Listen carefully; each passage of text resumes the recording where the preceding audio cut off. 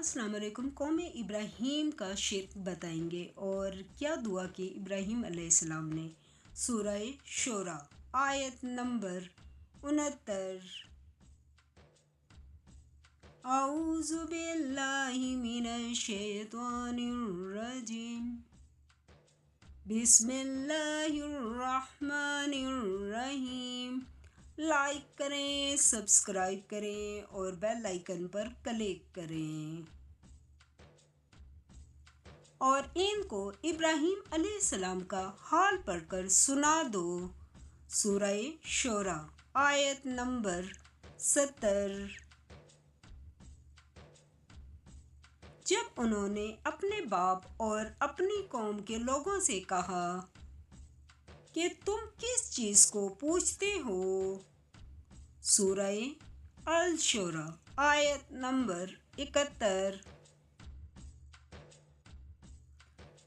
वो कहने लगे, हम बुतों को पूछते हैं और इनकी पूजा पर कायम हैं।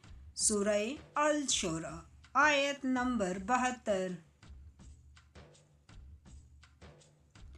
इब्राहीम अलैहिस्सलाम ने कहा कि जब तुम इनको पुकारते हो तो क्या वो तुम्हारी आवाज़ सुनते हैं।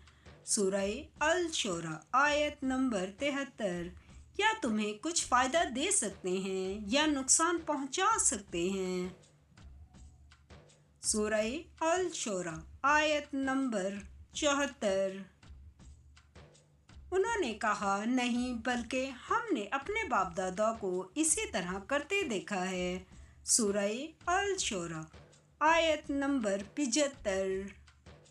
इब्राहीम अलैहिस्सलाम ने कहा कि तुमने देखा कि जिनको तुम पूछते रहे हो। सूरह अल शोरा आयत नंबर 76। तुम भी और तुम्हारे अगले बाप दादा भी। सूरह अल शोरा आयत नंबर 77। वो मेरे दुश्मन हैं मगर खुदाए रब्बुल आलमीन मेरा दोस्त है। सूरह अल शोरा आयत नंबर 78। जिसने मुझे पैदा किया है वही मुझे रास्ता दिखाता है। सूरह अल शोरा आयत नंबर 79। और वो जो मुझे खिलाता पिलाता है। सूरह अल शोरा आयत नंबर 80। और जब मैं बीमार पड़ता हूँ तो मुझे शफा बख्शता है। सूरह अल शोरा आयत नंबर 81। और वो जो मुझे मारेगा और फिर जिंदा करेगा। सूरह अल शोरा आयत नंबर 82। और वो जिससे मैं उम्मीद रखता हूँ कि क़यामत के दिन मेरे गुनाह बख्शेगा। सूरह अल शोरा आयत नंबर 83। ऐ परवरदिगार, मुझे इल्म और दानिश अता फरमा और नेकोकारों में शामिल कर। सूरह अल शोरा आयत नंबर 84।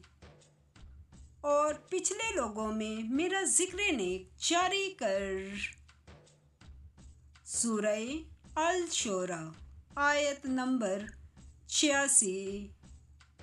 और मेरे बाप को बख्श दे कि वो गुमराहों में से है।